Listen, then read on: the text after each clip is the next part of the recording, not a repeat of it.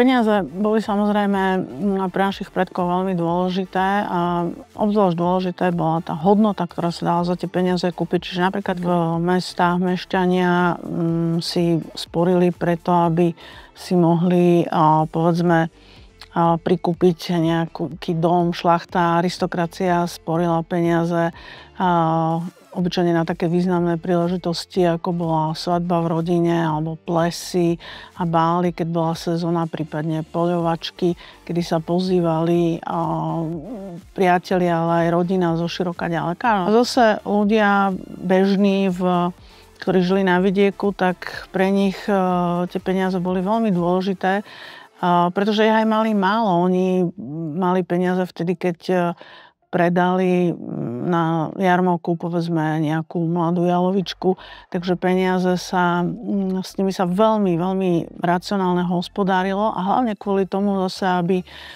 mohli prikúpiť trocha poľa.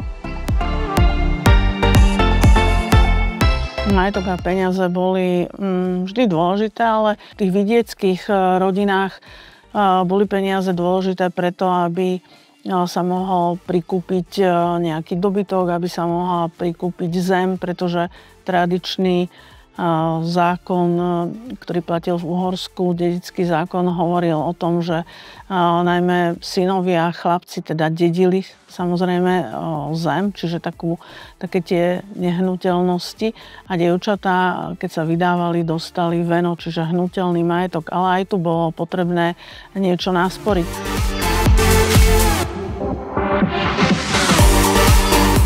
Z dnešného pohľadu, keď sme naučení naozaj sporiť práve prostredníctvom bankových domov, tak nám to môže vyznieť až kuriózne, ako si ľudia v minulosti sporili alebo ako si uskladňovali ten svoj nasporený majetok.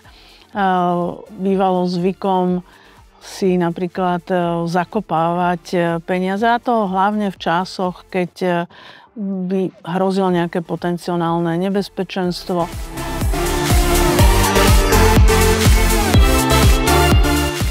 Požičiavanie peňazí súvisí vlastne aj s historickým vznikom bank.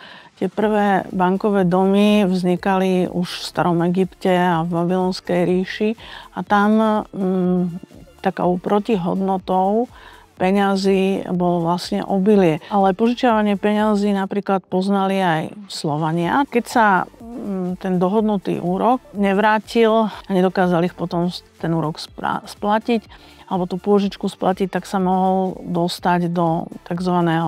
Podĺžneho otroctva.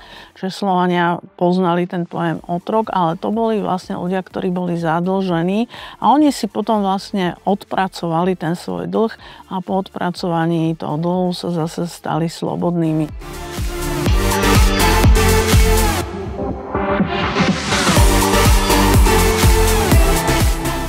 To ľudové zvykoslovie je plné aj rôznych prísloví a porekadiel, ktoré sa týkajú financií. A ja napríklad spomeniem, že ľudia si niekedy tak hovorievali, že prikrývaj sa len takou perinou, na akú máš. To znamená, v minulosti, a nie tak dávnej minulosti, to platilo napríklad aj v období socializmu, ľudia boli zvyknutí viac si sporiť. To znamená, ak si chceli napríklad kúpiť nové auto alebo dokonca pre nás takú banálnu vec zaviesť si telefónnu linku, to všetko sa čakalo a všetko to stálo aj určité peniaze, čiže na určité také záležitosti, ktoré my vnímame ako úplne bežné, si ľudia skôr sporili. V rámci ľudovej tvorivosti máme naozaj veľmi veľa príslovia a porekadiel, ktoré sa dotýkajú aj otázky financií, sporenia, peňazí. Spomeniem napríklad, čím viac peňazí, tým viac starostí. To je v podstate výrok, ktorý hovorí o tom, že peniaze môžu priniesť aj problémy a samozrejme aj zodpovednosť voči peniazom. Lepšie je mať priateľov ako peniaze. Tu sa určitým spôsobom vyzdvihuje dôležitosť priateľstva a medziľudských vzťahov. Peniaze nie sú všetko. Tento výrok nám pripomína, že existujú aj iné hodnoty ako peniaze, napríklad zdravie, láska, šťastie, alebo potom také veľmi pozitívne príslovia, kto šetrí, má za tri, kto málo minie, veľa nasporí, utratiť je ľahko, nasporiť je ťažko, lepšie je málo zjesť, ako veľa minúť a podobne. A dnešní mladí ľudia dokážu si sami sporiť, študujú na vysokej škole, popri tom pracujú a tak ako tu poznám aj z terénnych výskumov, veľmi veľa mladých ľudí si dokáže financovať svoj vysokoškolský život sami, čiže nečakajú len na finančnú injekciu alebo dotáciu od svojich rodičov. Naopak z rôznych brigád alebo zamestnaní, ktoré majú popri štúdiu, si dokážu ešte aj usporiť, či už na letnú dovolenku alebo proste na nový počítač. Skrátka na vec, ktorú potrebujú.